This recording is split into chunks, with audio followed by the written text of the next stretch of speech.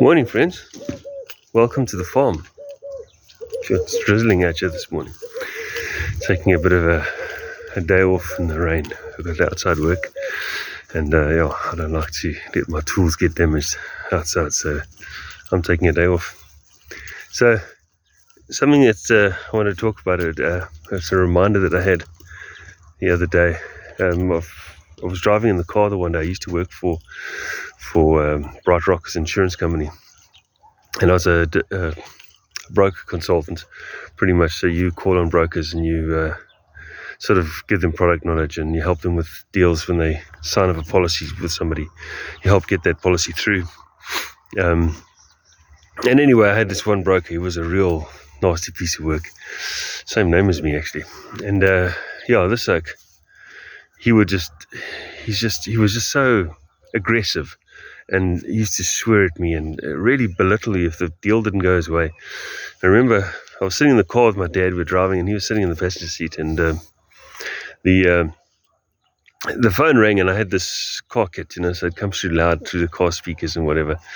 And my dad just sat there listening, and this would swear me something about HbA1c or something that had come back, and now they're putting a loading on the guy's policy or something like that. And and he was swearing me every name under the sun, and F this and F that and whatever. And my dad was like, up. He wanted a butt, and then eventually the phone call was over. My dad said to me, "What the hell was that?" So I said, "Lord, I've got to be tolerant to these acts. They got no one. They're brokers. They've got no one in the world. Everyone's a potential client. They've got no one in the world that they can fight with, and they vent with their broker consultants, and they vent with their staff. They're the ladies in their office.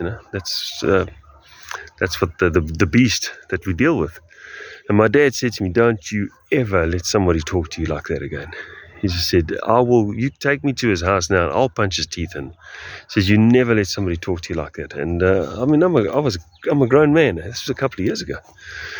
And here's my dad teaching me a lesson in his old age. And it reminded me, if I go further back, I worked with a guy, Worms. He was doing our computers, a computer guy, colored chap, and he was a real straight-laced, okay? Never took any nonsense from anyone. And I like the suck. He really, he's one of my mates. He might comment. But he was busy fixing our computer, and it was quite involved stuff. And he got a phone call from another client, and this client just rattled off, started swearing him. And as soon as that first swear word came out, he just hangs up the phone, puts it down. So I was like, okay. The client phones back. "I don't know what happened there." He says, No, I hung up the phone. "Oh, why'd you hang up the phone?" I start swearing him again, puts the phone off again. I phoned the third time and said, "Listen, I'm trying to have a conversation with you." He says, "No, you're not." He says, "You're trying to insult me and swear at me."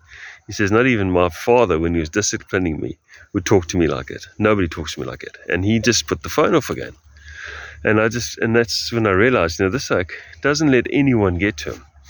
And that's how we should be. We shouldn't tolerate negative comments or people fighting with us or doing things to us that are just and we're not happy with. And my sister used to always say, "You deserve what you tolerate."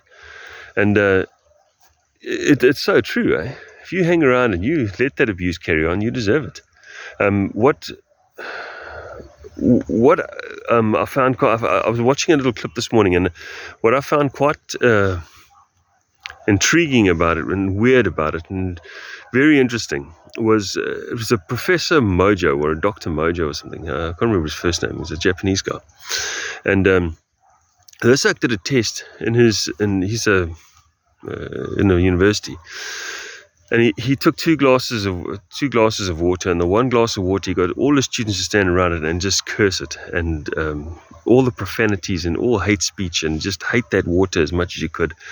Then they took that water and they put it in these little beakers, whatever they call it, and they froze it.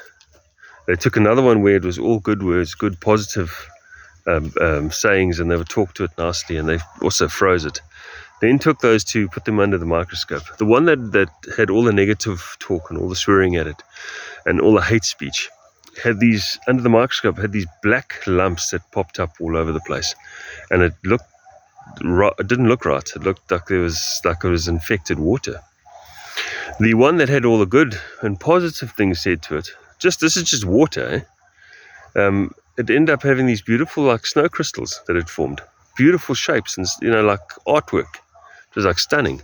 And their conclusion was that the negative or positive vibration that you send out into this water, it does affect the water. Now, our bodies are made up of a lot of water. I think our bones are over 22%. I was reading the stats, I'm trying to remember it all. Bones are 22% water, muscles are 60% water, blood is over 70% water, and your brain is 95% water. So if you taking this constant abuse and you tolerating this stuff the whole time, you might be tough enough as a Gen Xer. You might be tough enough to handle it because you got a thick skin. But eventually it's going to get you. It's going to affect you. So don't tolerate it. If people talk to you in the wrong manner, people disrespect you in any way, you need to get away from them. You need to get yourself away from it and get to a positive environment. Anyway, that's my 2 cents for today. Hope it didn't take too long. It's at 6 minutes. Each that is a bit long. Hey guys, myself and my holy shirts are going to go and have a cup of coffee and relax. Have a good one, folks. Cheers.